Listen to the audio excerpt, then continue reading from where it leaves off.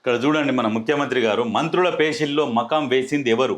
Party నేతల list కోరిన CM Revanth Reddy. Intelligence వర్గాల ద్వారా సమాచార సేకరణ, ఇటీవల జూమ్ మీటింగ్లో క్షేత్రస్థాయిలో ఉండాలని సూచన, పార్టీ కార్యక్రమాలు ప్రభుత్వ పథకాలకు పబ్లిసిటీ ఇవ్వాలని ఆదేశం.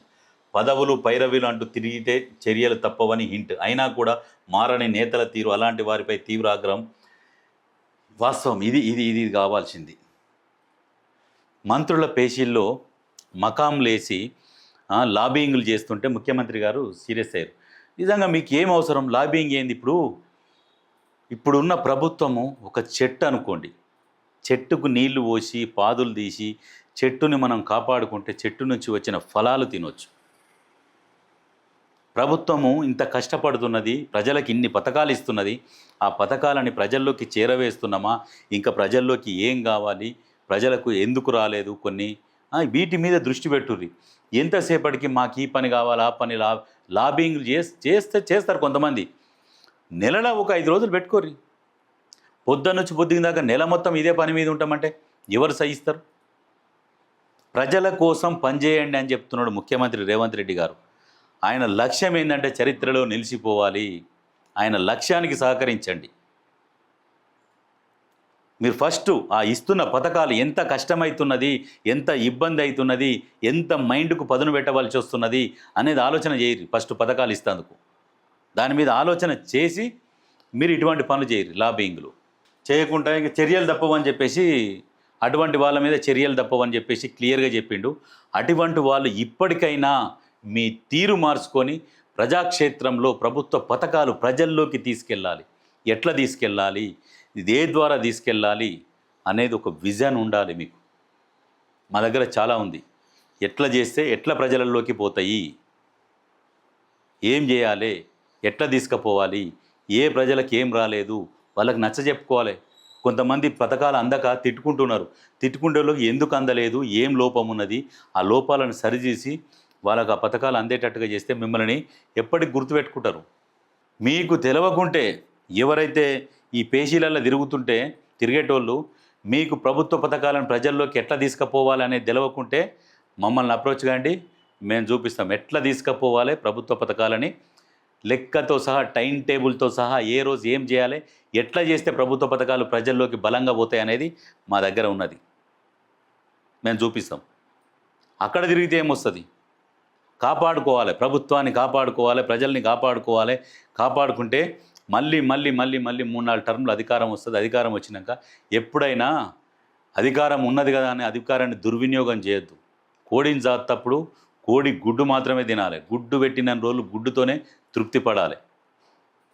లెక్కడేసారి కోడిని కోసుకొని తింటే చికెన్ మీద యావ పుట్టిందని చెప్తే సంకనాకిపోతారు. ఆ ఎమ్మడి తిరిగేటోళ్ళకి చెప్తున్నా, అక్కడ ఏదైతే లాబింగ్ చేద్దాం అనుకుంటోళ్ళకు వాళ్ళకు నేను చెప్తున్నా. ఆదాయ పెంపు ఏది? వివిధ శాఖల సెక్రటరీలపై సర్కార్ అసంతృప్తి. ఆర్థిక ఇబ్బందులు గట్టెక్కించేందుకు గతంలోనే ప్రణాళిక కోరిన సర్కార్. రివ్యూలకు అటెండ్ అవుతూ లైట్ తీసుకుంటున్న ఆఫీసర్స్. రాబడి పెంపుపై నిర్దిష్ట కార్యాచరణ సమర్పించకుండా జాప్యం. బడ్జెట్ లక్ష్యాలకు అనుగుణంగా ముందుకెళ్లడంలో కేవలం తీవ్ర అసంతృప్తి వ్యక్తం చేసిన సీఎం రేవంత్ రెడ్డి. అధికారులు కూడా మీరు సహకరించాలి. ప్రభుత్వ ఆదాయంకి ఎక్కడి నుంచి వస్తున్నది, ఆదాయం పెంపేంది, ఎక్కడి నుంచి లేట్ అవుతున్నది, ప్రభుత్వానికి వచ్చే ఆదాయము ఎందుకు వస్తలేదు, దాని మీద దృష్టి పెట్టాలంటే నమో నారాయణ అన్నట్టు వస్తున్నారు, అటెండ్ అవుతున్నారు, పోతున్నారు. దీని మీద అయితే మీకు ఒక విషయం చెప్తా. ముఖ్యమంత్రి ఒక్కడే రాజువేషం ఆయనే, సిపాయేషం ఆయనే, ప్రతిపక్షాలకు కౌంటర్లు ఇచ్చుడు, ప్రభుత్వ పథకాలని ఆయనే బ్రాండ్ అంబాసిడర్గా ప్రజల్లోకి తీసుకుపోవడు, ఇవన్నీ ఒక్కడే చేస్తున్నాడు. మీరందరు ప్రజలారు అందరు గమనించుర్రు. ఏ పని చేసినా ప్రజలతో ఇప్పుడు మీటింగులలో ప్రజలను కూడా పలకరియడము, మాట్లాడుకుంటూ పోవడం, ఇంత సమయం దొరికితే ప్రజలతోని మమేకమైపోతున్నాడు. ఎంత విసిగిచ్చినా నిజంగా ఓపికకు దండం పెట్టాలి. ఈ లుచ్చలందరూ విష ప్రచారం చేస్తున్నారు, కానీ విష ప్రచారం కాదు, ఆయన చేస్తున్న కఠోర దీక్షలాగానే ఉన్నది. ఆయన 18 గంటలు కష్టపడుతున్నాడు. ఎవడు కష్టపడడు. అంత దమ్ము కూడా లేదు, అంత ఓపిక కూడా ఎవరికి లేదు. ఇది వాస్తవం. చాలామంది జలసాలు చేస్తున్నారు, ఎంజాయ్ చేస్తున్నారు, కానీ ఈయనకు ఎటువంటి అలవాటు లేకుండా 18 గంటలు పనిచేస్తున్నాడు. పనిచేస్తున్న ముఖ్యమంత్రికి అందరూ సహకరించాలి. కొంతమంది నాకెందుకులే దానికి పెళ్లి చేయర్రి అన్నట్టు కూడా చాలామంది ఉన్నారు. ఇవన్నీ పక్కకు పెట్టి ముఖ్యమంత్రి గారు కూడా ఇప్పుడు అధికారుల మీద కొద్దిగా సీరియస్గా చర్యలు తీసుకుంటున్నారు. ఇంకా మీరు చర్యలకు లోను కాకుండా ఉండాలని అధికారులు కూడా మీరు ప్రభుత్వానికి ఎక్కడి నుంచి ఆదాయం వస్తుంది ఆదాయాన్ని కరెక్ట్గా చూపెట్టాలి. ఎక్కడి నుంచి ఎందుకు వస్తలేదు అధికారులను ఆదేశాలు ఇచ్చి మీ కింది స్థాయిలో ఉన్న వాళ్ళని ఆదేశాలు జారీ చేసి ఆదాయం పెంచురి. ఆ ఆదాయం ద్వారానే కదా ప్రజలకు పథకాలు ఇచ్చేది.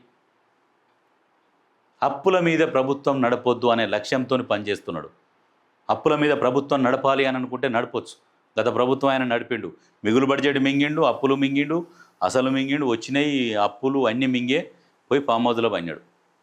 అటువంటి పరిపాలన కాదు. మనకు ఇన్కమ్ కావాలి ఫస్ట్ రాష్ట్రానికి, దాని మీద దృష్టి పెట్టమని చెప్తున్నాడు. ఆదాయం పెంపు మీద దృష్టి పెట్టమంటున్నాడు. అందుకని అధికారులు కూడా మీరు కూడా జర జాగ్రత్తగా పనిచేయరు. వచ్చిరాని ఖర్చులు కూడా పెడతలేరు ఇప్పుడున్న ప్రభుత్వం. ఖర్చులు పెట్టకుండా ఆదాయం పెంచుకునే దిశగా ఆలోచన చేస్తున్నది.